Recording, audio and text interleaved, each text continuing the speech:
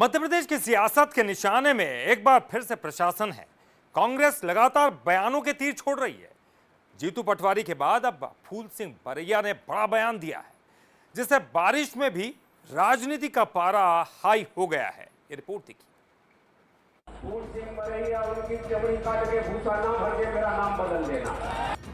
ये आवाज किसी नुक्कड़ की नहीं, ये लहजा किसी बहस का हिस्सा भी नहीं, बल्कि ये वो भाषा है जो देश के लोकतांत्रिक सिस्टम को चुनौती देती नजर आ रही है।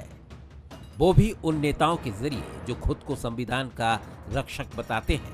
पहले जीतू पटवारी की धमकी, अब फूल सिंह बरैया का जुबानी हमला।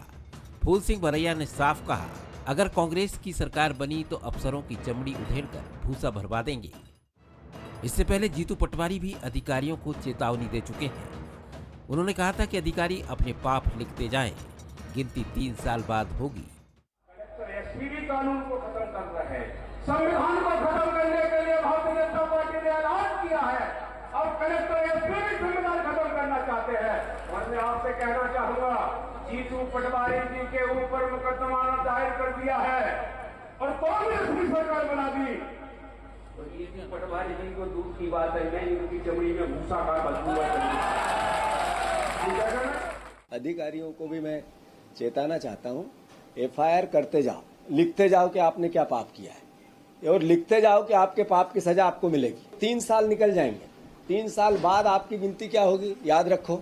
वो चाहे एसपी हो, कलेक्टर हो, चीफ सेक्रेटरी हो, ये भोपाल के भी अधिकारी, जितने आप लोग करप्शन कर रहे हो, सब गिनती हो रही है। एक पूरी टीम लगा रखी है मैंने। इन धमकियों ने प्रशासनिक महकमे की चिंता बढ़ाई ही है। बीजेपी को भी हमला बोलने का मौका दे दिया है।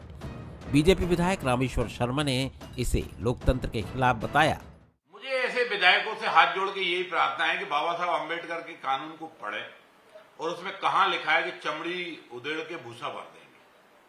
और अगर उसमें वो नहीं लिखा तो मैं राहुल गांधी से कहना चाहता हूं कि जो आप संविधान की कॉपी दुनिया को दिखा रहे हो, कम से कम अपनी इन अबोध विधायकों को ही पढ़ा देते कि उसमें तलवार नहीं, उसमें नहीं लिखा कि चमड़ी उधेड़ के भूस भर देंगे।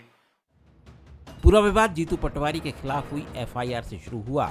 मंगलवार को कांग्रेस ने इसके विरोध में अशोकनगर में आंदोलन किया। पिछले कुछ वक्त में अधिकारी जिस तरह से कांग्रेस के निशाने पर हैं, वो ना तो सियासी लिहाज से अच्छा है और ना ही अफसरशाही के लिहाज से। सवाल ये भी है कि क्या ब्यूरोक्रेसी नेताओं के लिए सॉफ्ट टारगेट बन चुकी है। ब्यूरो रिपोर्ट, वंसन न्यूज।